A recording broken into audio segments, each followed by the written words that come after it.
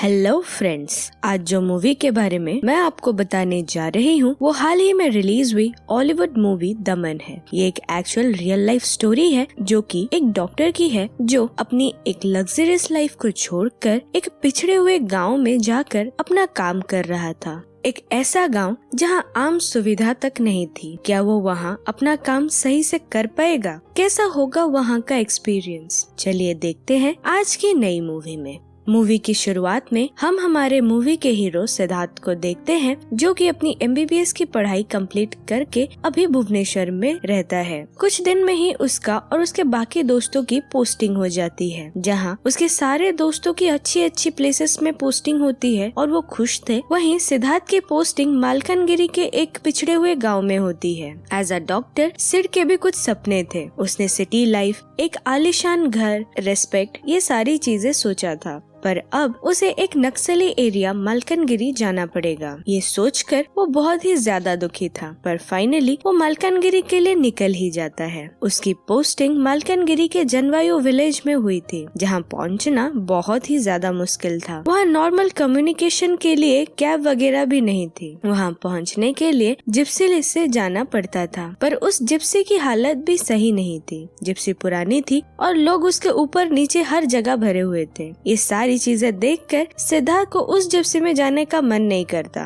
पर फिर उसे पता चलता है कि नेक्स्ट ट्रांसपोर्ट भी यही ही है और उसे आगे भी ऐसे ही जाना पड़ेगा। इसलिए फाइनली वो उस जिप्सी में बैठ जाता है। उसे लग रहा था कि इस जिप्सी से वो जनवायु गांव के सामने ही पहुंच जाएगा, पर ये जिप्सी उसे एक बड़े सी नदी के सामने छोड़ देती है और अब उसे ये नदी पार करनी थी। पर नदी पार करने के लिए यहाँ एक ही बोट अवेलेबल था। सिद्धार्थ जल्दी से बोट पे बैठ जाता है और फिर फाइनली जनवायु पहुँच जाता है। यहाँ उसकी मुलाकात कंपाउंडर रवि से होती है जो कि सिड को विलेज के बारे में बहुत सारी नई नई बातें बताते हैं। जब सिद्धार्थ वहाँ का एक विंडो खोल रहा था तो रवि उससे उस विंडो को तुरंत ही बंद करने कहता है, क्योंकि उस खिड़की से काफी बार सांप अंदर आ जाते हैं। ये सुनते ही सिद्धार्थ भी विंडो बंद कर देता है। सिड यहाँ रियलाइज करता है कि इस विलेज में ना ही मोबाइल नेटवर्क आता है, ना ही यहाँ करंट है। वो जिस रूम में भी रह रहा था उस रूम में बहुत ही गंदी सी स्मेल भी आ रही थी। रात को जब वो सोने की कोशिश करता है तो वहाँ इतने मच्छर होते हैं कि उसे सोने ही नहीं देते। सुबह होने तक सिद्धार्थ की हालत बिल्कुल खराब हो चुकी थी और वो पूरा ही फ्रस्ट्रेटेड हो चुका था। वो डिसाइड कर ही लेता है कि वो यहाँ से चला जाएगा, क्योंकि जनवायु बहुत ही ज्यादा पिछड़ा हुआ इलाका था और वो चाहकर भी यहाँ काम नहीं कर पाएगा। जब वो यहाँ से जाने के बारे में रवि को बताता है तो रवि उसे कहता है कि जिस बोट से वो लोग नदी पार करते हैं वो बोट अभी खराब है और वो बोट रिवर की दूसरी साइड पे है, इसीलिए वो अभी दूसरी तरफ नहीं जा पाएगा। इसीलिए बोट ठीक होने तक सिद्धार्थ वहीं आसपास ही घूमता रहता है। फिर जैसे ही बोट ठीक होकर इस वाली साइड पे आ जाती है तो सिद्धार्थ उस पे झट से चढ़ जाता है, पर तभी गांव का एक आदमी अपनी बेटी को गोद में लिए रवि के पास आता है। उसकी बेटी बेहोश थी, इसलिए रवि तुरंत ही सिद्धार्थ को बुला लेता है। सिद्धार्थ भी उस छोटी सी बच्ची को इस हालत में देखकर बोट से उतर जाता है। उस लड़की को बहुत जोर बुखार था। जब सिद्धार्थ चेक करता है तो उसे पता चलता है कि उस लड़की को तो 104 फीवर है। यहाँ सिड के साथ एक नर्स भी होती है जो सिड को ये बताती है कि इस जगह में मलेरिया बहुत ही कॉमन चीज है, शायद इस लड़की को भी मलेरिया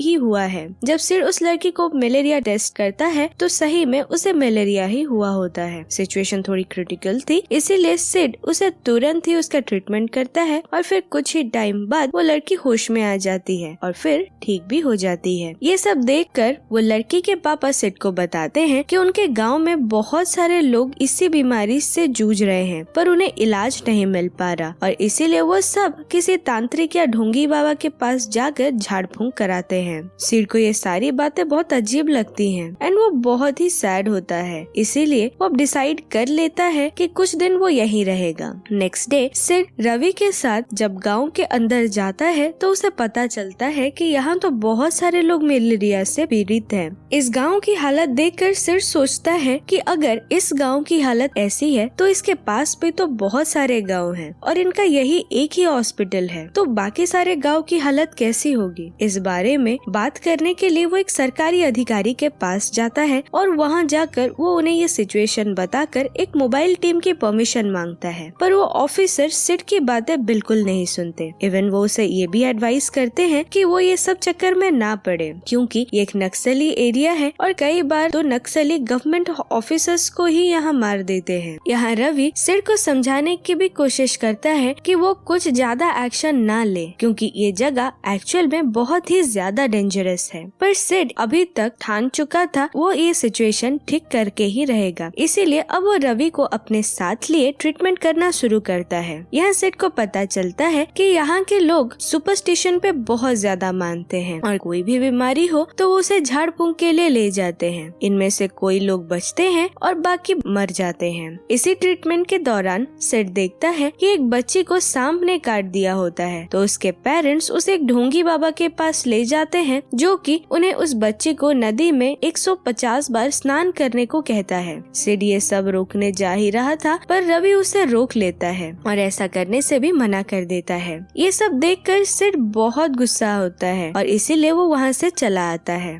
थोड़ी देर बाद रवि आकर सिड को बताता है कि उस बच्ची की डेथ हो गई है। ये सब जानकर सिड को बहुत ही ज्यादा बुरा लगता है, क्योंकि वो एक डॉक्टर था और वो ये सब सारी चीजें ठीक कर सकता था, पर नहीं कर पाया। इसके बाद से ही सिड अपनी ट्रीटमेंट का प्रोसेस और भी ज्यादा स्पीड अप कर देता है, जिससे कि वो लोगों को जल्दी से ठीक कर पाए। इसकी वजह से गाँव वाले भी उसे बड़ा पसंद करने लगे थे। वो अभी उनकी अंधेरी दुनिया का उजाला बन चुका था। आज तक उन्हें कोई हेल्प करने नहीं आ रहा था, पर यहाँ सिड उनके लिए मसीहा बन चुका था। पर ये खुशी भी ज्यादा दिन तक रहने वाली नहीं थी, क्योंकि सिद्धार्थ की ये बातें नक्सलियों को पता लग गई थी और अब सिद्धार्थ जिस गांव में ट्रीटमेंट कर रहा था वहाँ नक्सली भी आ जाते हैं। नक्सलियों को ये डर था कि अगर सिद्धार्थ इसी तरह यहाँ एक्टिव रहा तो कुछ ही दिनों में यहाँ पुलिस भी आ जाएगी और ये उनके लिए बिल्कुल सही नहीं होगा। जब ये नक्सली सिद्धार्थ और रवि के सामने गन पॉइंट करके खड़े हो जाते हैं तो ये दोनों को भी बहुत ज्यादा डर लगता है,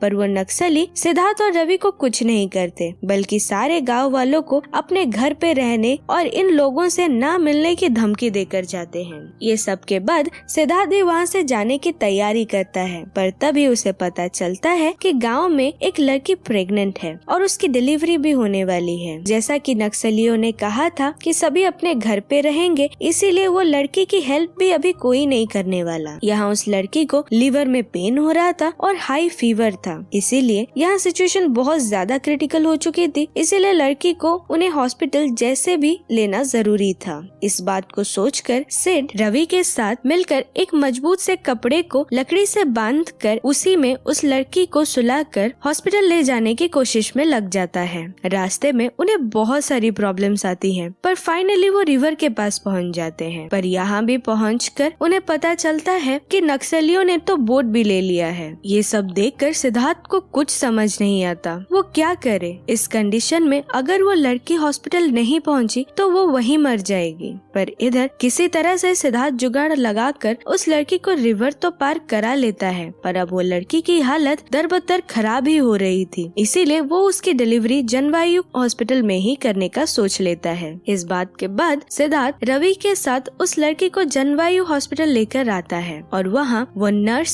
सिद्धार्थ और रवि उस लड़की की नॉर्मल डिलीवरी करने लग जाते हैं। बहुत सारी कॉम्प्लिकेशंस और इमोशनली ड्रेन आउट होने के बाद यहाँ फाइनली उस लड़की की नॉर्मल डिलीवरी हो जाती है और अब बच्चा और वो लड़की भी बच जाते हैं और यहीं ये मूवी भी खत्म हो जाती है। सो फ्रेंड्स, अगर ये मूवी आपको पसंद आई तो लाइक और कमेंट करें और ऐसी ही मूवीज आगे देखने के लिए हमारे चैनल को सब्सक्राइब करें। Bye bye.